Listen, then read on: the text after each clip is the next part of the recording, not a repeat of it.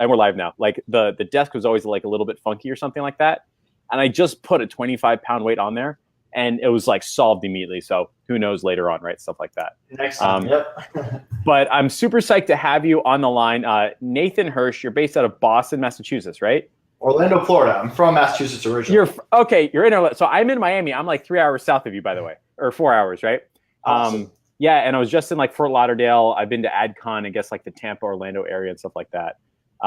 But you've got like a crazy interesting story. You were in college and you started the Amazon FBA or something like that. And honestly, like I've only heard about this stuff. I don't know anything about it, but apparently like millionaires are made overnight by like Amazon. So like, hell, maybe you could start the journey and start talking about that. Yeah. So first of all, thanks for having me. My parents were both teachers growing up. So I always grew up with the mentality that I was going to go to school, get a job, work for 40 years and retire. You know the drill. And that's what they did. And they're loving life right now and they're retired. But I never wanted to do that. And it was never more evident than when during summer vacations, I was working 40, 50 hours every week. My parents made me get a job. They made me pay for everything. And I learned a ton about managing people and sales and customer service. But I also realized what the real world's actually like when you're working for someone else and just watching the clock every single day. Mm-hmm. And I knew I hated it. I knew that I would always be miserable if that was going to be my life. So when I got to college, I started hustling and I started buying and selling people's textbooks using the money that I had made over the summers, competing with my school bookstore. Yeah. And they didn't like that very much. They actually sent me a cease and desist letter because I was taking up so much of their business. But books really got me into Amazon. I mean, back then, this was 2008. So Amazon was a bookstore just becoming a little bit more. I thought it was so cool. I could have this 24/7 shop and do customer service and everything. And I just had to figure out what products to sell because I couldn't sell books forever. And honestly, they were heavy. I didn't even have any place to put them. So I started experimenting with stuff that guys like sporting equipment, computers, DVDs, and I just failed over and over and over. And it wasn't until I branched out of my comfort zone and by accident one day came across baby products that I started to make sales. And I focused all my attention on the baby industry. And before I knew it, I was running this multi-million-dollar baby product business out of my college dorm room as a 20-year-old single college guy, if you can imagine that. So when you're doing like Amazon, FBA and things like that, well, taking a step back, you got started because like you started buying and selling textbooks and competing with the textbook store on campus that everybody hates because it's like sure, I have to buy a book for $300 and sell it back same condition for like $3, right? Yeah. And you kind of like got an experience there, but then you realize like maybe there's more, and you tried buying and selling on Amazon. You tried a bunch of stuff, it didn't work, but one day you hit that like the baby niche, right, or something like that, and then it all took off. So how did you like figure that out? I guess like was there a course? Did you take like a textbook? Did you fail it forward? Like how did you get used to or moving into that Amazon FBA space? I'm asking in case like somebody watching is like, oh, I want to go on that journey too. Well, there's a lot of courses. There's a lot of gurus. A lot of the people that we partner with FreeeUp do a great job teaching Amazon. But back then, there was nothing. No one knew what Amazon was. No one knew what it was going to become. People thought I was running a scam. I mean, like there was no comprehension for being an Amazon seller. So there was nothing to go off of. It was just trial and error until I got it to work and came up with a system that was scalable. Gotcha. And were there like one of the first bullet points is like the 3 things that you did to go from that like, aha, oh my God, baby things are working to what was it like $25 million in sales through Amazon, right? Yeah. So what was that like looking back? Were there like 3 or 4 things you did right, 3 things that you did wrong? Like what was that journey like going from like, holy shit, it worked to I can't believe we're doing over $2 million a month type thing? Yeah, the first thing was customer service. I had the privilege of working at Firestone as an intern. And I don't know if you've ever been to a Firestone tires, but they're all about customer service. They really are. They preach it. I went through training on it. So, and we both know that Amazon loves customer service, right? Yep. So I had this huge advantage that I had a customer service background and I put everything into it. I made our customer service team incredible. People would email us. They would get a response back in an hour with a solution, no questions asked, returns, refunds. It really wasn't focused on short-term profit. It was all about making sure people are happy, making sure they're coming back, make sure that we don't get bad reviews and that we're getting positive ones. Mm-hmm. And I think having that big picture mindset instead of trying to save every dollar in the short term really helps you scale. It might not help you in the first few months, but long-term, that mentality, people recognize it. And very similar with FreeeUp. I mean, when we started, we're a startup. We make mistakes. We're hiring freelancers. Freelancers make mistakes. I mean, 99% of the time they do a great job, but there's always going to be that issue that comes up. And it's how you handle that. Do you go back and forth with the client? Do you fight with them? Do you try to prove a point, or do you just make it right and move on and keep the client happy and get more of them? And I think agency owners out there that are listening, it's such a different mindset to get out of. Where you're just like, hey, listen, the customer is not always right, but it's in your best interest to make the customer happy so that they keep doing business and referrals and everything that goes along with that.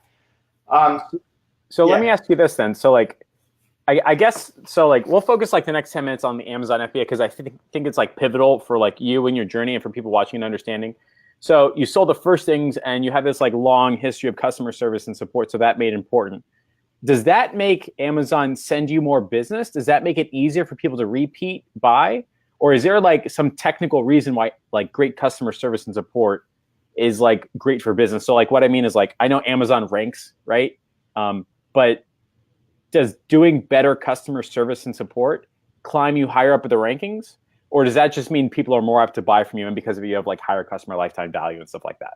Yeah, it's a few different things. First of all, Amazon has very specific metrics that if you don't hit them, if you're getting too many returns or too many negative reviews, they'll just shut your account down. So really, number one, it just keeps you in business. And back then, I mean, that was everything. I could wake up one day and just be completely shut down. You're dependent on Amazon. Number two is the buy box. And that it's a combination. It's a big formula that's always changing. And now it's way different than it was back then. But part of that formula is your metrics, is your customer service, is your feedback. And so that does help you get above or below competition. And then I'd say the third thing is just people look at reviews. People want to know that they can trust someone. And if they see someone at 99% and they see another seller at 92%, that can make a big difference. So it's a lot of different factors. So what I always thought was pretty interesting, and like there's a bunch of books like right there, right, that talk about it, is like the way people buy is more people are like risk averse than they are risk friendly. Like it's easier for them to say no at something they are risking than say yes at something that like they could try. And my internet's being funky, right? But so like one of the bigger challenges with, I guess, growing an agency or e-commerce or something like that is those 1-star reviews. And you can do everything you can to stop them, but you can't always stop them. You can, however, drown them out with 5-star reviews. And having great customer service and support, I think that's part of it, right? Like that's why you end up having like, I guess, $25 million in revenue from Amazon FBA, which blows my mind, right? I think that's so cool. Yeah, quick clarification. So I was actually doing drop shipping, not FBA. A ton of our clients do FBA, but I was doing drop shipping. Doesn't really matter. Same thing applies. I would even say that customer service is more important when you're doing drop shipping because you have less control. You're not actually touching the product. You have to handle returns and ship them to your manufacturer, and it can be a pain. So customer service is even more evident, whereas FBA, Amazon is handling a lot of that. Gotcha. Okay, very, very cool. So you're in college, you're buying and selling textbooks, you get a cease and desist letter, and you go, all right, now what, right? And you think maybe I could do this on Amazon, and you build out an Amazon drop shipping business, and you hit, I guess, $25 million in sales. Was there something that happened that made you say, I'm going to transition to FreeeUp, to Upwork, and then try it out, and then move to FreeeUp? What was that journey from going from your Amazon business doing $25 million a year and then saying, oh, I'm going to move into trying freelancers, trying Upwork, and then moving into FreeeUp? Yeah, and it kind of goes with my second point of how I was able to scale, and that's hiring good people. I mean, I remember as my business was scaling for the first time, I was making money. I had to start paying taxes, and I met with an accountant for the first time. And one of the first questions he asked me was, when are you going to hire your first person? And I said, why would I do that? That's money out of my pocket. They're going to steal my ideas. They're not going to do a good job. They're not going to care about the business. I love this. I can do this 7 days a week. Why would I hire someone else? And he just laughed in my face. And he pretty much said, you're going to learn this lesson on your own. So sure enough, busy season comes around, fourth quarter, and I just get destroyed. I'm working 20 hours a day, answering emails, listing products, filling orders, and somehow I make it through to January with my grades plummeting and my social life gone. And I come out the other side and I think to myself, I can never let this happen again. I need to start hiring people. So I'm in college. I post a job on Facebook, and someone from my business law class messages me and says, hey, I need a job. I heard you're hiring. I have no Really? idea what you do. So I hire him, and it works out great. He's my business partner today. We've been working together for 8 years. He hit the ground running right from the beginning, really lucked out. And I think, wow, this is so easy. You just post a job on Facebook. Someone shows up, boom, you scale your business, and your life becomes easier. But I proceed to just make bad hire after bad hire after bad hire, which really hurt me. And I quickly realized that college kids, not very reliable. No 30-year-old expert wanted to work for me as a young entrepreneur. So I got thrown into the freelancer space, the Upworks, the Fivers, and virtual assistants from all over the world. And I got really good at it, but it also just took up so much of my time, just posting a job and getting 50 people to apply, interviewing them. And my time really shifted from growing and expanding to interview after interview after interview. And I remember one day I picked up a chair and tossed it against the wall. And after doing like 8 hours of interviews and not finding the right fit, and I thought there just had to be a better way. And I searched for it and I couldn't find it. So I built it myself with FreeeUp.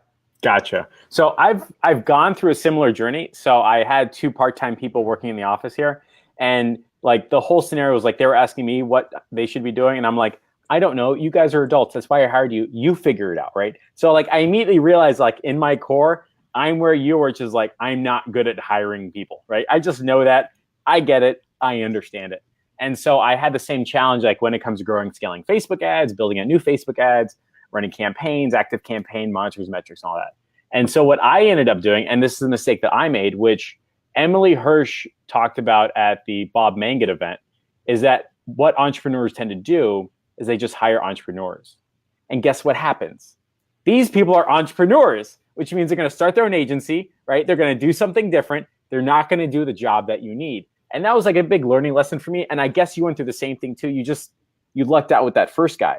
But then you said you tried hiring people, right? Like you went through all these interviews and then you tried hiring freelancers. And that's where you ran into problems with Upwork, right? So can you talk about that for a little bit? Like that experience, that journey, hiring freelancers online and things like that?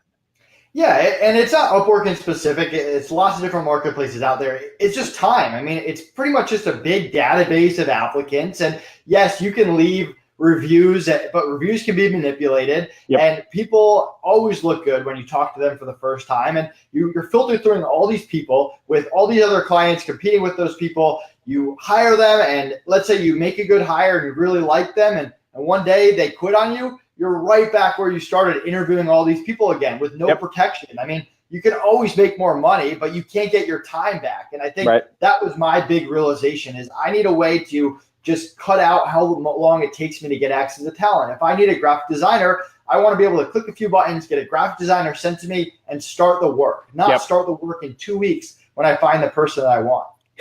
It's like, Nathan, you're saying the words that I'm thinking. Like, this was a problem 2 weeks ago. Now they're talking to me. They should have been talking to me 2 weeks ago when I fucking button.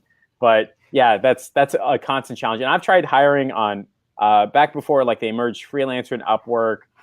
There's 2 or 3 others, things like that. And it's a constant scenario of, you just exchange Loom videos back and forth, right? Or you try to communicate by text or email, which never really quite works. And then it's like, I spent so much time trying to communicate the idea, getting somebody to understand it, and then doing it, that I could have just done it myself, which is like, I guess the agency challenge, like people who build agencies that are entrepreneurial, people that want to get stuff done, which makes them a good agency, are different than the people that can hire correctly, right? But you transitioned from the Amazon FBA, Amazon dropshipping, into FreeeUp. So can you talk about like that, like what FreeeUp does, how it solves those problems and things like that? Yeah, so we had built this really good hiring process. We had spent 5 years perfecting it. And we really realized that you can't just hire people for skill. You have to hire people for attitude and communication as well.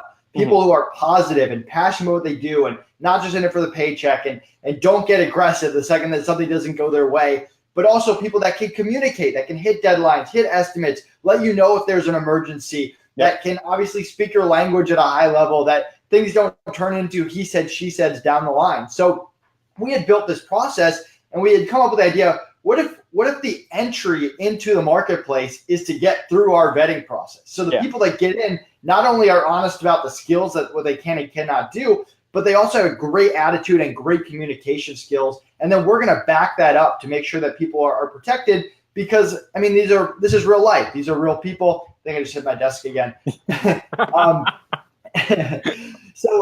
So the whole concept is we get thousands of applicants every week. We vet them for the skill, attitude, communication. Yep. Let in 1 out of every 100 applicants. Once they're in, clients get rapid, quick fire to them whenever they need them. They just put in a request, and we have clients who get started within hours or minutes. There's no sign-up fee. There's no monthly fee. There's no minimums. You can stop using us at any time. I mean, it's in our best interest to get you people that you actually like. Yep. Plus throw in, I'm pretty easy to contact, but we have 24/7 support, live chat, Skype, email, if you have even the smallest issue, yep. and a no turnover guarantee. If someone does quit on you, God forbid, we cover all replacement costs and get you a new person right away. So Got it. That was the concept. And we started doing it part-time and experimenting with the idea, and it really took off. So what's interesting is is there like a name for that? Like, we'll cover the next hire, like whatever, like term or brand or something like that. Like, is there a branded term for that type of idea? We call it our no turnover guarantee. Gotcha. So that was like a big challenge for me, because constantly I would hire like a Facebook ads guy or gal. They look at the campaigns, make 2 or 3 changes, great, fine, perfect. And then be like 30, 40 days before I get a response. Me knowing that they've already gone onto some other project, right? And so Upwork was no help and Freelance was no help. And so I have to start all over again. But the reason your unique marketing pitch or unique selling position or whatever it's called, like USP, UPS, whatever it is, right, is saying we are just going to have a no turnover guarantee, which is if somebody leaves, we'll find somebody else for you and cover those costs. Is that like the right scenario, right? That's what you're talking about, right? Yeah, absolutely. And we also, you mentioned people not responding. We have a lot of terms of use of the platform to protect not just the clients, but the freelancers as well. But one of them is freelancers have to respond within a business day at all times. So Gotcha. If you're a client, you don't have to wait a week. If you don't hear back from the person within a business day, you can contact our support and we'll contact them. I mean, things happen, emails go to spam, like It's life, but they should be responding within a business day, and for the most part they do. Very, very cool. So so we went over like how you transitioned from like a broke college kid buying and selling textbooks and getting cease and desist to, I guess, stumbling into Amazon drop shipping and what was it, like, I guess, baby stuff? Is that the right? Is it his internet or mine? Is it his internet or mine? Is it my internet? I don't know. You froze for a second, but I think you're back. It's probably mine. Look, I bought their biggest package, and it's every other day this crap. And I don't understand it. I think it's just like the building, because they run all the tests and the line is good to the building, right? Who knows? But it'll come back. So it was baby niche and it was nursing and things like that. And then as you went through like the hiring scenario and challenge, you realized that there has to be a better way. You got one lucky hire, and it was just constant challenges back and forth ever since.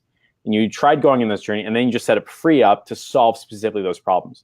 And for anybody watching this, drop in your questions, comments, concerns, thoughts, ideas. We're going to move into Q&A now. And if you've ever wanted to ask Nathan a question on his journey, now is the time. But before we go into that, and we're just going to let the questions stack up on the side, you've grown FreeeUp from essentially zero to how much per month now? So we bill about $200,000 a week, a little bit more, so $800,000 a month. That's absolutely insane. And like FreeeUp is less than a year old, you said? No, so this is year 3 of FreeeUp. But we did about this is year 3 in revenue in the first year. Gotcha. Okay, so we're like, so as you go through that, I guess the second entrepreneurial journey, are there specific things that you've learned going from 0 to 800 grand a month?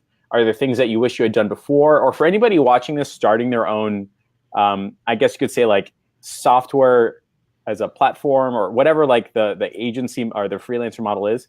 If somebody's like going on that journey, are there 3 or 4 things you can say like, do this, don't do that, or lessons that you learned going from 0 to 800K a month? Yeah, I mean, it almost goes back to the original thing that we talked about. I mean, the first thing is great customer service. That was the core back 3 years ago. It's still the core foundation now. I mean, we know that if we don't treat the freelancers well, there's plenty of other places they can go. And if we don't make it a place that the clients are happy, then there's other marketplaces too. So customer service is that key. We mentioned, what was number 2? Number 3 is just networking and connections and podcasts. Yep. What was number 2 for that? I don't remember. It's recorded. I know that, but I don't remember. Oh, man. So number 3 is networking and connections and podcasts and really trying to get in front of other people's communities and just building partnerships. We live in a landscape that's very competitive, And I think some people lose sight that you can build relationships that are mutually beneficial. And I did that on the Amazon business when we built partnerships with manufacturers and got better pricing and access to different goods. And same thing on the FreeeUp side, where we work with marketing influencers, Amazon influencers, real estate influencers. You get in with different people, different crowds. You take really good care of their clients. You provide great content, and it really benefits everyone at the end of the day. I'm going to think of number 2 shortly. Yeah, it'll just pop up in our heads. So can you walk me through? So let's say I'm a freelancer. I'm interested in FreeeUp. Hiring people is number 2. How did we forget that? We hired really good people. I mean, freelancers bill me about 1,200 hours a week now. So I really practice what I preach in hiring really good people to handle all aspects of the business.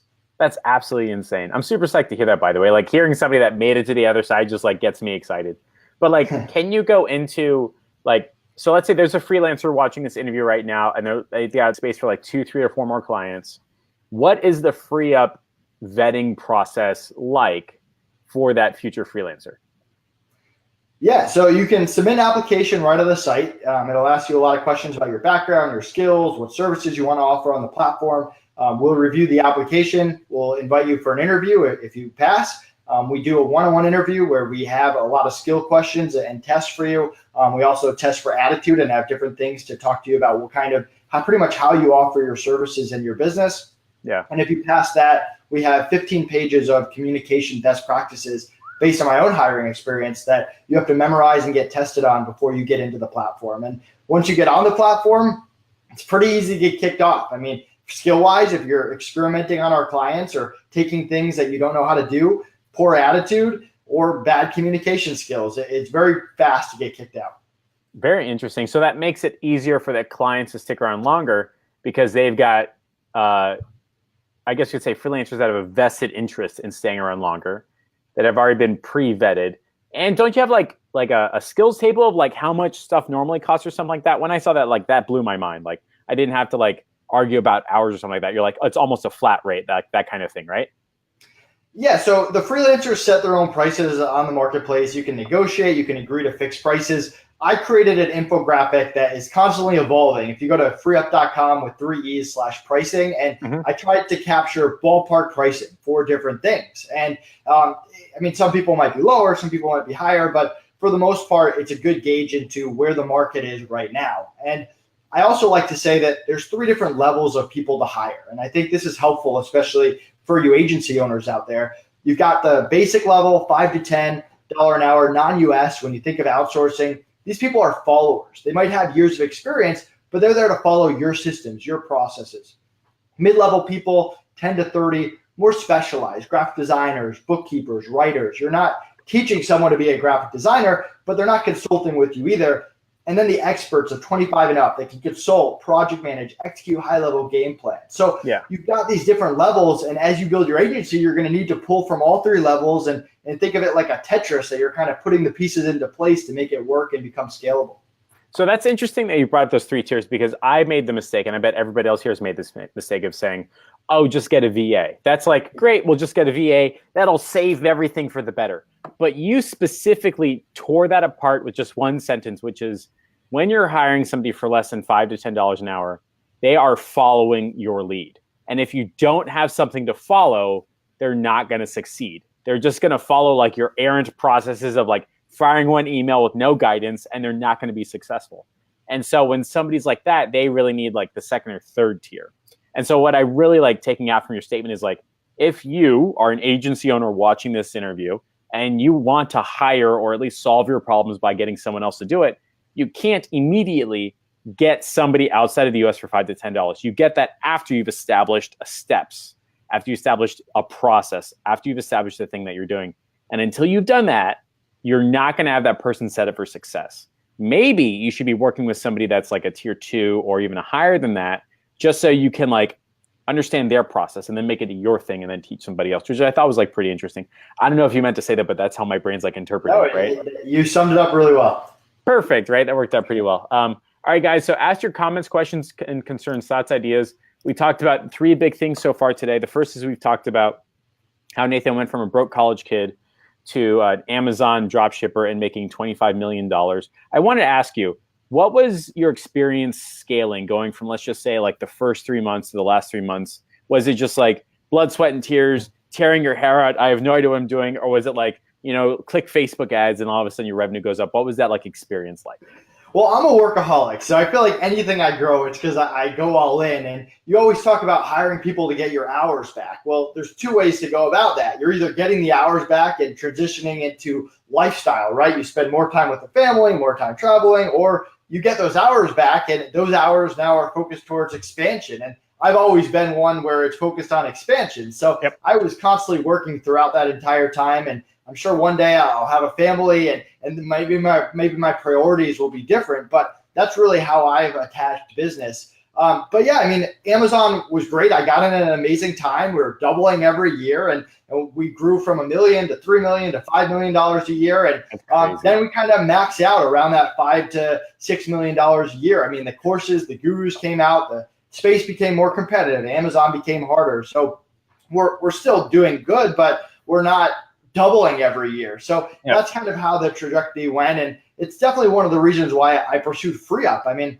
I get to grow my own brand and work with clients all over the world and not be dependent on Amazon. And to be honest, I wasn't passionate about selling baby products back then, and I'm still not passionate about selling baby products. So it wasn't that hard to transition into something I was passionate about.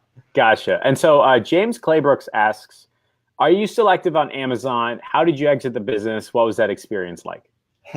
I'm not active on Amazon. I actually stopped in January this year. I had 3 business partners for my Amazon business. We transitioned it to one of them, and 2 of us, Connor and I, focused our sole attention on FreeeUp. We had been running FreeeUp and the Amazon business together for about 2 years. So we made that decision to be done with the Amazon business and focus on FreeeUp. Gotcha. And as you were building FreeeUp, you built it out by going, I guess, like finding influencers, people that had a voice, using other people's market, OPM, right? Using other people's markets and voice, things like that. And that's how you're getting people into your freelancer FreeeUp, or was there like a different strategy altogether? Like, I guess you could say, how did you get your first chunk of people into FreeeUp buying and your first chunk of people into FreeeUp selling their services? So I started in the Amazon space. I was familiar with the space. I knew people in the space, and I had a Rolodex of Amazon freelancers that I had used, that I had vetted already. So gotcha. I kind of approached the idea to people, hey, what if you just had fast access to talent? You need a lister, customer service rep? I got one right here, fast. And awesome. I'm saving so much time. So I created a referral program. And if you're an agency owner out there, I recommend having a referral program. And don't just say, oh, I have one. Put it in writing, put it on your website, make it official. For us, it's 50 cents for every hour we build with them forever. And that took off. Cool. People are referring their friends. Their influencers want to get involved and promote us. And so for the first year and a half, we didn't really even have a marketing budget. We got a ton of referrals. We went on a lot of podcasts. And from there, we posted a lot of content just about hiring and about using remote freelancers. And now we do all sorts of stuff, from our blog to our Facebook ads to Google to Instagram. But it really got off the ground with the basics of, hey, we have a great product with great customer service, and we're going to create an official referral program to get more people in the door. Yeah, gotcha. So it's like the same organic then paid ad journey. So like I see a lot of people making this mistake is like they'll get an idea and then just start dropping paid ads into it. And like that really isn't the right way to do. You have to focus on like your offer and what's working. And the best way to do that is like organically, friends, family, and all that. Once you've got a core offer that works, then you put paid Facebook ads into it, which I think is like the right way to do it. But a question that just came up is, let's say I'm hiring somebody on a platform, whether it's Upwork or FreeeUp or Freelancer or like any of the different ones. Are there certain things that I should be doing or should not be doing to make that successful? Because you mentioned like you're paying to get your time back, but if you don't do it right, you're just like losing. You know what I mean? So are there things that I should be doing to make sure that works out in the best interest of everybody?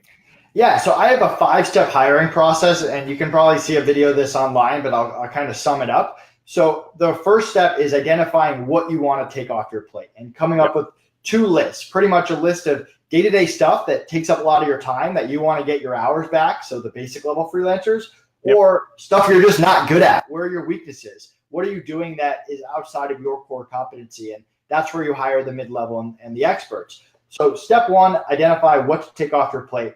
Step 2, what does that perfect person look like? Are they an internal employee? Are they a remote freelancer? Are they an expert? Are they an agency? Are they working full-time, part-time? What's your price point? I mean, really define what your perfect person looks like, because if you don't know what you're looking for, it's going to be very hard to find it. Yep. Step 3, the interview for skill, attitude, communication. And we do a lot of that for you. So what you're going to be interviewing for is, hey, is this person the right fit for me? Because even the best freelancer in the world aren't the best fit for every single client out there. So you want to figure out, hey, is this person right for me? Step 4, where a lot of people mess up, is set expectations. Get on the same page right from the beginning. And I'll even scare people a little bit with my expectations because they're very high, but I don't want them to come to me 3 weeks later and be like, sorry, I can't hit this. This is unreasonable. I want to find that out right from the start. And step 5, which again, a lot of people miss, is that feedback loop. These freelancers are working for lots of different clients. Every client has their own idea of what's good, what's bad, what they like, what they don't like. So you have to constantly be giving feedback and give people a chance to revise and improve and tweak what they need to, or what they do to fit your needs. So follow that 5-step process and you'll have a lot of good hiring experiences. So I've been on the receiving end of somebody who didn't follow that. Like, they expected me to respond immediately, get stuff done immediately. And my expectation was like, no, it'll get done today when I'm fucking ready to get it done, right? That was like the thought in my head, right? But they had totally different expectations. So it didn't quite work out. I mean, they still paid, but it was a great example of like, I mean, sometimes they just call it cultural fit, which is like a masking for like, we didn't talk about it before we got into it type thing. So for people watching, let's make sure you go over those like 5 things before you hire a real life human being. Kareem, who just joined the Inner Circle, asks, is there a minimum project budget to get started with FreeeUp? And on average, what does that hiring process look like and how long does it take to find the right freelancer? Yeah, so there's no minimums, there's no sign-up fee, there's no maximums. You can stop using us at any time. In terms of how does it work, you can create a free account, and we're about to give out a little promotion there. Takes a minute to sign up on the platform, put in a request. We call it a freelancer request. Takes another minute. It asks some questions so we know exactly what you want. Within a business day, we introduce you to someone. You can meet with them, make sure you like them. If you like them, click hire, and you're good to go. If you don't, you can click pass and provide feedback, and we'll get you someone else based on that feedback. You can also negotiate or agree to fixed prices. And then from there, our billing period is Wednesday to Tuesday. We charge you every Thursday only for any hours you use, and you have a full week to dispute anything before we pay the freelancer. And we have clients who get started with people within hours or minutes of putting in their request. We're pretty fast. That's super interesting. So like for most people in this group and on this that are watching this right now or later on, they are in the Facebook ads agency space. So are there like a set series of tasks that like you should just be sending this out the door, stop wasting your time in it? Like in my head, I'm like, stop setting up active campaign. That's easy as snot. Like, don't spend 3 hours trying to drag it correctly. Send it out for $5. So like, is there like a standard series of tasks that somebody who's doing a Facebook ad agency should just be setting out the door? So there's no Nathan's way, right? Everyone has their own system, their own process, and we work with a lot of Facebook ad agencies. And you're going to basically, the more defined your process is, the cheaper people you can hire to follow that process. So a lot of that is figuring out what your process is, hiring people to repeat those tasks, and then start building your own Rolodex of freelancers that you can count on. Maybe you have 2 video editors, maybe you have 3 graphic designers, 4 content writers, and as you get new clients, as you onboard them, you can reach out to them and maybe you start getting steady work, or who's ever available first grabs that project. And then you might have some experts to help you offer some new services or to handle accounts and let you take on bigger and bigger clients. So a lot of it depends on where you're at with your agency and structuring it accordingly. Very, very interesting. So we're getting more questions about your journey. Apparently, like, more people are interested in like your Amazon drop shipping journey. So you started your Amazon drop shipping journey. You tried 4 or 5 different things. You ended up hitting like the baby niche. And so how did you end up going? What was that like hockey stick moment where you're like, oh my God, this is working? How did you get that going? Was it like Facebook ads? Was it just like consistently that customer experience? Like, what was that hockey stick moment? How was that experience? What were your thoughts and feelings about that? So this started in 2008. Facebook ads wasn't a thing back then. So I pretty much, it was time. I would find catalogs of baby products. I would find deals for baby products online. I would find the contact information for manufacturers of baby products. And I would reach out to them. I would get lists of products. And it would be me sitting in the back of class, not paying attention to my teacher, just listing lots of products. And when something would work, I would write it down and say, hey, this is a selling product. Now let's try to tweak up the price and see how many sales we can get. And if stuff didn't work after a week or two, I would take it down and list something else. So it was a lot of manual work and time and effort. Trying to get it up there and coming up with a process that worked for me, and eventually teaching other people to follow that process. Hey, at 10 o'clock every morning, we change these prices. Hey, at 11 o'clock, we go through the new products that came in and we list them. At noon, we go through the best-selling products from yesterday and we make sure that they're all open and priced correctly today. So you come up with that system to continue to perfect it over and over and over. That's super interesting. I like the idea of like you're literally like in class not paying attention and like, hold on, I'm making money on the internet, so leave me alone. And so I had like a same experience. I had like a Groupon knockoff in like MBA school. Like I was selling gift certificates to restaurants, and I like an email list. I would send an email, and like people would buy my stuff. And I was literally like in some like communications class. We were talking about how to communicate in the corporate political world, blah blah blah. And I was like, yeah, that's not exciting. And I would just like slide my phone down to refresh like the browser, and it'd be like 10 gift certificates, 20 gift certificates, 30 gift certificates. So I was like, use my calculator, I'd be like, oh my God, I made $150 in 15 minutes. School is fucking stupid. I don't know why I'm paying attention, right? And then like everyone would be like, what are you doing? I'm making money on the internet. Leave me alone, right? And that's like a really cool experience. So I literally like picture you in your head, like doing the same thing. Like the professor looks at you, you have to shut your laptop and like risk breaking the keys and stuff like that. So like we've got, that's just like the internet marketing experience, I think. Well, imagine the kids in class looking over my shoulder, seeing me just searching through baby products with 100 tabs open. They're like, are you pregnant? No, it's for the internet. I'm selling stuff on the internet. Okay, sure, whatever you say, buddy. So let's see. So we've got a cool group of people watching right now. We got Syed, Kareem, Gene, my VA. We got Steph, Jerry, David, Nestor, Reno, Doug, Lance, Omar, Tony, Carlos, and a bunch of others. So guys, now is the last call for any questions, comments, concerns, thoughts, ideas. We're coming to the end of this 45-minute interview. I do want to say Nathan has offered two really cool things. The first is like those strategy sessions. So if you type in the group chat, #NathanMyFace, there's always something about a face, NathanMyFace, the first 3 people to comment that, I will put you in touch with Nathan, and you'll get a free one-on-one 15-minute group session or one-on-one personal session. And you get to ask him questions, comments, concerns, thoughts, ideas about hiring, firing, being a good hirer as an agency owner, good hire as a freelancer, or even like just ask too many questions about his like decade-old journey, like 10 years ago at the Amazon FBA, or how he's growing and scaling, things like that. So just type #NathanMyFace. There we go. We've got a couple coming in, things like that. And then I'll connect the first 3 people. But Nathan's also got something interesting that you wanted to do with like a gift certificate or something like that for FreeeUp. Yeah, so if you go to freeup.com with 3 E's, create a free account right now. It only takes a minute. You get a $25 credit just for creating an account. You can use it for any hiring needs that you have. It will never expire. It'll be on your account. And for the first 10 people that create an account right now, we're going to double it. So you get a $50 credit to try out the FreeeUp marketplace. So they have to go to freeup.com and then just create, do they have like a gift code or something like that they have to type in? Yep, put in Jeff Miller 25. Okay, cool. So, all right. So if you go to FreeeUp right now, create an account and use the gift code Jeff Miller 25, you'll get $25 off, or it'll just give you $25 to spend on a freelancer.